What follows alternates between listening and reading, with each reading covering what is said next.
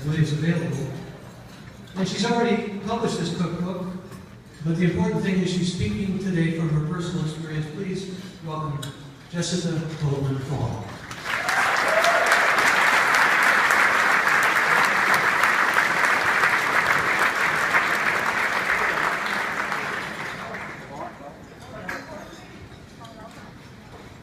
My name is Jessica Goldman Fall. I am a writer and a cookbook author and a Stanford graduate. I have completed 6 triathlons. I've backpacked through the Sierras. I have an amazing husband and a wild 1-year-old.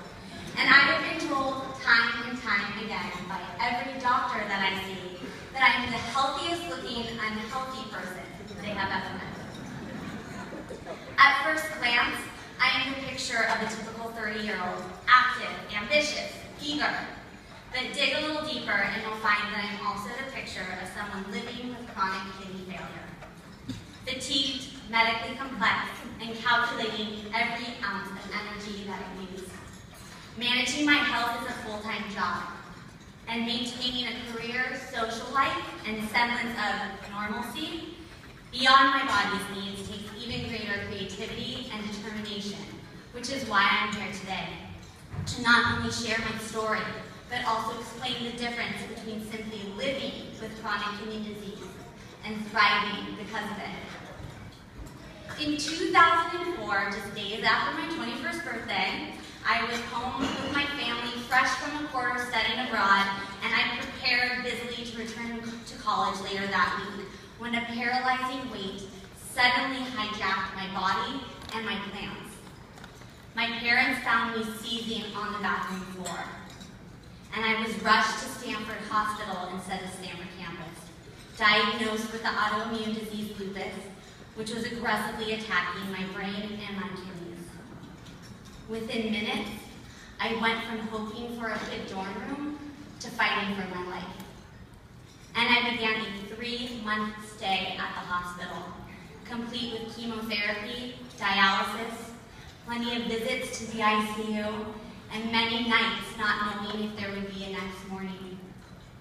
I went into survivor mode, and my goal was clear: live. That meant trading college exams for daily blood tests, movie nights with friends for 4-hour dialysis exchanges, and favorite comfort foods for a strict salt-free diet. It meant waiting on the transplant list, facing potential infertility, and accepting the unknown. Eventually, with amazing medical care, I stabilized and regained enough strength to move back home. But while I had survived, my kidneys did not. And even though I was back on my own 2 feet, I suddenly realized that my toughest battle would not just be the one for my life, but to reclaim my life as normal. As a proactive patient, I was resolute to do whatever I could to stay healthy. Take 20 pills every morning and night to combat fluid retention, inflammation, and high blood pressure. Eat an extremely restricted diet and see at least 3 of 12 doctors on a regular basis. Exercise almost every day, not for the sake of flat abs, but a healthy heart. And diligently monitor aches and pains, all knowing that someday I would probably end up back on dialysis for the transplant list again. But as a stubborn 20-something, I was also determined to be exactly like my peers. Hold a full-time job, meet the perfect guy, save the world, and not just myself. Like most young people with kidney disease, I didn't just want to be alive, I wanted to be complete. And I did everything in my power, much to my kidneys' detriment, to shift back to that undamaged version of myself. So I got that full-time job, and I filled up my social calendar. I gave staff meetings high priority over doctor's appointments.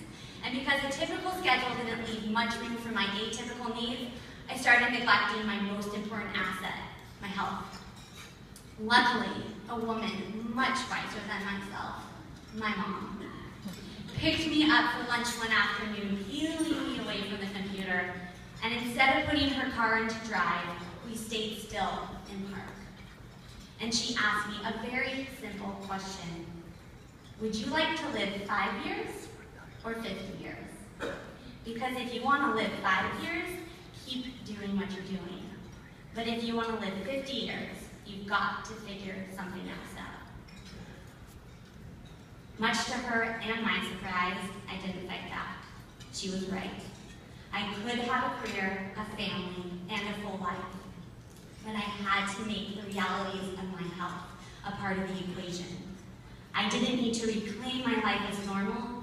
I needed to redefine my life with chronic kidney disease.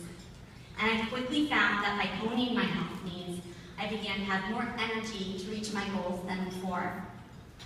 First came work. After a few months of soul searching, I left that desk job for a new career in freelance writing, using my health as my muse. And within a year, I had a book deal, and I was able to write from doctor's offices, my bed, or wherever my kidneys demanded I be that day. Then came marriage. In dating, I no longer simply looked for someone to make me laugh, but someone who could not only care for me, but take care of me. And normal first date flirting got replaced by some very real talk. I love beaches and ice cream, I also have kidney disease, and I might not be able to have your children. Let's just say it was an easy way to weed out the losers, and much to my surprise, the winner is right over there.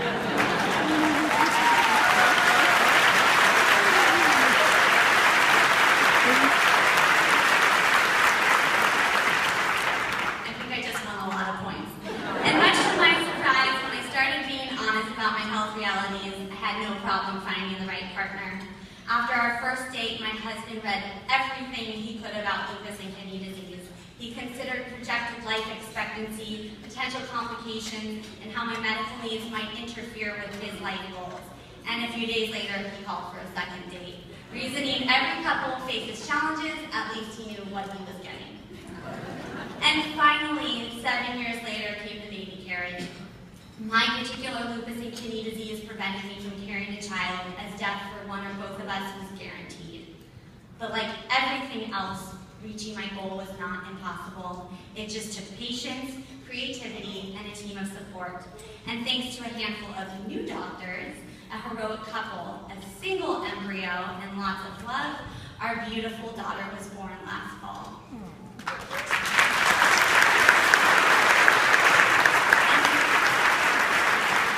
With a lot of helping hands, I am now able to be the mom I want to be, remaining strong enough not only to pick her up, but well enough to see her grow up. Which gets us back to the beginning. My name is Jessica Goldman Fong. I'm 30 years old. I'm an author, an athlete, a mother and wife, and I have kidney disease. I am this faceted person today only because of the support I receive from communities big and small. From doctors to loved ones to the National Kidney Foundation. And I will be the first to admit that my work, family, and health balance often gets thrown off, especially when my life gets richer.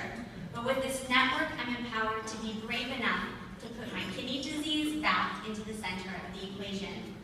And while medical advancements make it possible to live with kidney disease, it is the resources provided by communities like the National Kidney Foundation that make it possible to thrive with kidney disease. So thank you for your attendance today, your gifts, and for listening to my story, and for not only giving people like myself health, but the strongest medicine of all, hope.